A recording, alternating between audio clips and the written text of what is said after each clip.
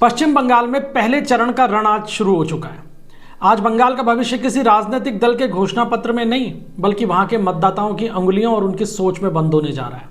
Vote की चोट करने से पहले हर बंगाल वासी को खुद से 4 कड़वे सवाल पहले जरूर पूछने चाहिए।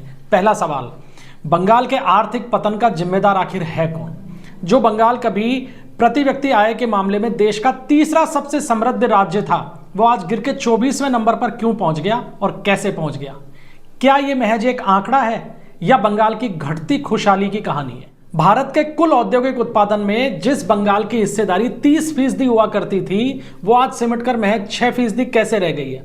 आखिर क्यों वहां के कारखानों का धुआं शांत हो गया और निवेश ने राज्य से किनारा कर लिया? तीसरा सवाल, कोलकाता की चमक किसने खो दी? जिस कोलकाता को कभी भारत की औद्योगिक राजधानी कहा जाता था या सांस्कृतिक राजधानी कहा जाता था, और ये गौरव से लोग ये कहा करते थे कि हम बंगाल के हैं, हम कोलकाता के हैं, आज वो कोलकाता देश के विकसित राज्यों की और आधुनिक राज्यों की सूची में पिछड़ता हुआ क्यों जा रहा है? चौथा सवाल, अस्मिता पर संकट। वो बंगाल जिसकी राष्ट्रवाद की हुंकार से कभी अंग्रेज भी कांपा करते थे, जो अंग्रेजों के खिलाफ स्वतंत्रता संग्राम का जो रण था उसका नेतृत्व किया करता था, वो आज बांग्लादेशी घुसपैठियों के लिए सुरक्षित पनाहगाह कैसे बन गया? क्या ये वही बंगाल है जिसका सपना हमारे महान क्रांतिकारियों ने देखा था? फैसला आपका है।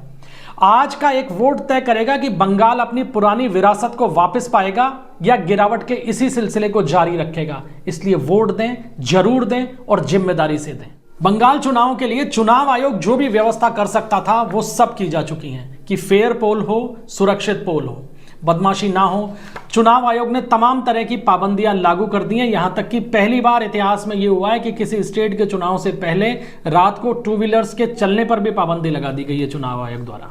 क्यों किया गया ऐसे?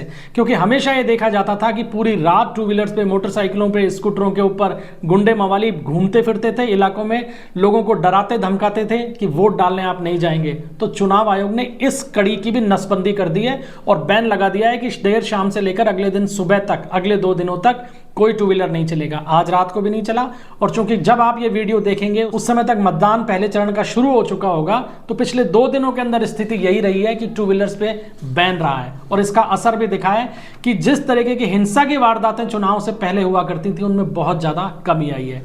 इसके अलावा बूथ जैमिंग ना हो, सोर्स जैमिंग ना हो और छापा बूथ ना हो, यानी ना बूथ कैप्चरिंग हो सके, ना लोगों को रोका जा सके वोट डालने से। इन तमाम कामों के लिए चुनाव आयोग ने केंद्रीय सुरक्षा बल बंगाल के चप्पे चप्पे पर तैनात हैं। हर चीज की तैयारी हो चुकी है। सिर्फ जरूरत इस बात की है कि बंगाल का मतदाता घर से निकले और वो अपने मताधिकार का प्रयोग करे, क्योंकि एक वोट की ताकत पूरे बंगाल का भविष्य आज लिखने जा रही है। अब सवाल यह उठता है कि क्या बंगाल इतिहास लिखने जा रहा है? क्या बंगाल में बदलाव की बयार है? विश्लेषक ये कहते हैं कि कांटे की टक्कर है और नजदीकी मुकाबले के अंदर बीजेपी जीत सकती है, लेकिन मैं इन बातों को मानता नहीं हूं। क्यों? क्योंकि बंगाल की इस तरीके की मनोस्थिति कभी रही नहीं। बंगाल ने जब भी परिवर्तन किया है, बड़े पैमाने पर किया है, धमाके से किया है। कैसे? देखिए, आप अंदाजा लगाइए कि बंगाल के अंदर आजादी के बाद में कांग्रेस का शासन आया और लंबे समय तक कांग्रेस ने शासन किया, 1947 से 1967 तक। 71 के चुनाव के अंदर हंग असेंबली आई और पहला बड़ा जो परिवर्तन बंगाल की राजनीति में हुआ वो 1977 का चुनाव था, जिसके अंदर सरकार बदली। सरकार बदलने का मतलब है कि कांग्रेस के शासन का अंत हुआ और लेफ्ट के शासन का उदय हुआ। और ये जो बदलाव था ये भी प्रचंड बहुमत के साथ हुआ। जो सीपीआईएम थी, सीपीआईएम को 178 सीटें मिली और लगभग 36% उसका वोट शेयर था। जनता पार्टी केवल 29 सीटों पर सीमित रह गई और कांग्रेस जो 20 सालों तक सत्ता में रही वो सिमट कर आ गई केवल 20 सीटों के ऊपर और 23% वोट बैंक के ऊपर। यह पहला परिवर्तन था बंगाल की राजनीति के अंदर, लेकिन हुआ कैसे? प्रचंड बहुमत के साथ में। जो लेफ्ट पार्टियां कभी डबल डिजिट के अंदर आया करती थी, वो 178 सीट एक सीपीआईएम ने जीती और कुल मिलाकर लगभग 200 वोटों का आंकड़ा लेफ्ट गठबंधन ने छू लिया था। इसके बाद लेफ्ट ने 34 साल सत्ता चलाई और दूसरा परिवर्तन हुआ 2011 में। जब 2011 में परिवर्तन हुआ तो फिर उसी अंदाज में हुआ कि लेफ्ट का शासन पूरी तरीके से बर्बाद हुआ और एक सुनामी की तरह ममता बनर्जी सत्ता में आई और ममता बनर्जी ने उस चुनाव के अंदर 184 सीटें जीती अपने दम पर। हालांकि उन्होंने गठबंधन में चुनाव लड़ा, लेकिन केवल टीएमसी ने भी 184 सीटें जीती और वोट बैंक उनका था 39%। और यह दूसरा बड़ा बदलाव था। अब अगर तीसरी बार बदलाव की बात आ रही है तो आप ये तय मान के चलिए कि बदलाव इस बार भी इतना ही प्रचंड होगा, या तो नहीं होगा। ये बहुत कड़वी बात बता रहा हूं मैं आपको कि या तो नहीं होगा, क्योंकि अगर बंगाल का नागरिक अभी भी इस माहौल के अंदर इतनी सख्ती के बावजूद भी अगर डर के रहा और घर से बाहर नहीं निकला तो बदलाव नहीं होगा। सोच से बदलाव नहीं आता, बदलाव के लिए आगे बढ़कर कदम उठाना पड़ता है। लेकिन अगर बदलाव इस बार हो रहा है तो आप ये तय मान लीजिए कि ये बदलाव भी उतना ही प्रचंड होगा जितना पहले 2 बार हुआ है, क्योंकि बंगाल कभी भी सत्ता परिवर्तन निकट संघर्ष के अंदर करता ही नहीं है।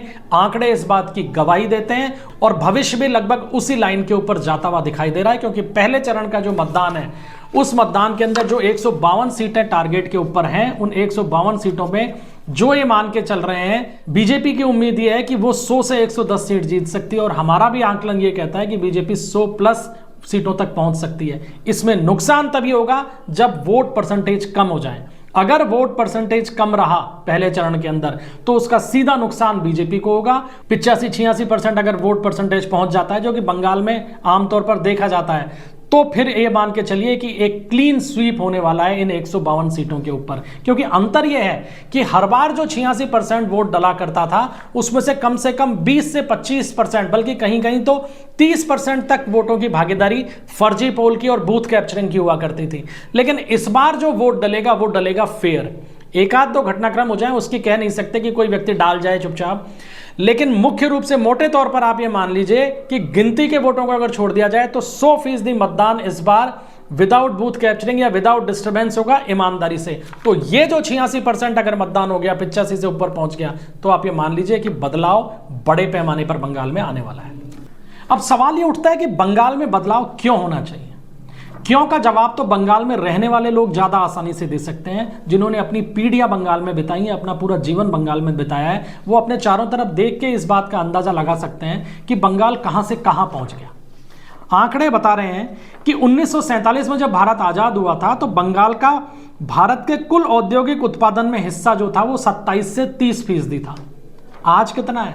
2025 के अंदर यह आंकड़ा गिरकर रह गया था लगभग 5.6%। अब आप सोच लीजिए गिरावट कितनी आई है।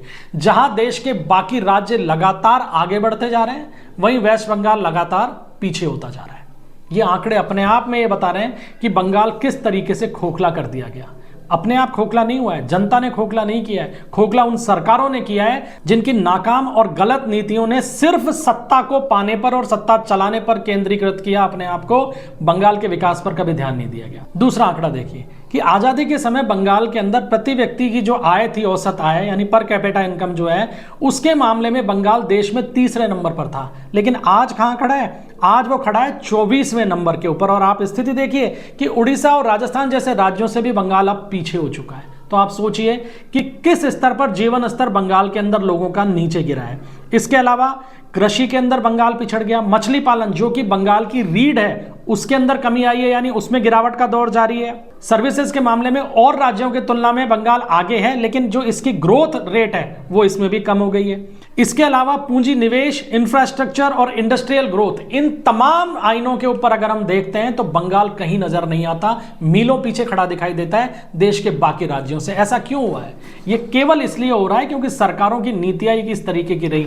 लेफ्ट के शासन से जिस तरीके की हड़ताली प्रवृत्ति बंगाल के अंदर शुरू हुई, उसने जो 47 के समय बंगाल का औद्योगिकीकरण हो चुका था, जो कि अंग्रेजों की देन था, उस पूरे सिस्टम को तोड़ के रख दिया। लेफ्ट शासन में तोड़ दिया गया और उसके बाद में वो खड़ा ही नहीं हो पाया।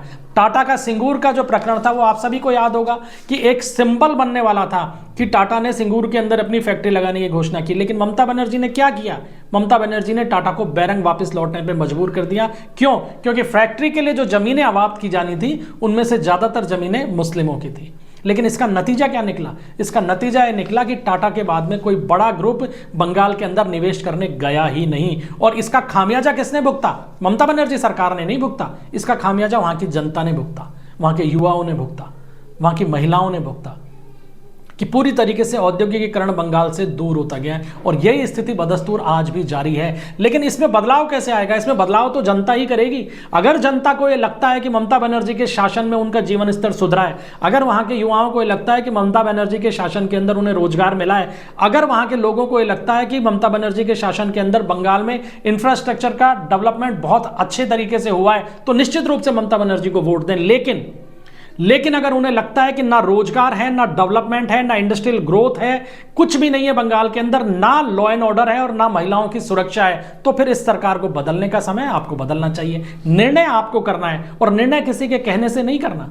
निर्णय आपको करना है अपने चारों तरफ के हालातों को देखकर। तो बंगाल के बदलाव के लिए वोट कीजिए, बंगाल के अंदर आम जनता की सुरक्षा के लिए यानी अपनी सुरक्षा के लिए वोट कीजिए, अपने भविष्य के लिए वोट कीजिए, लेकिन घर से निकलिए और वोट जरूर कीजिए।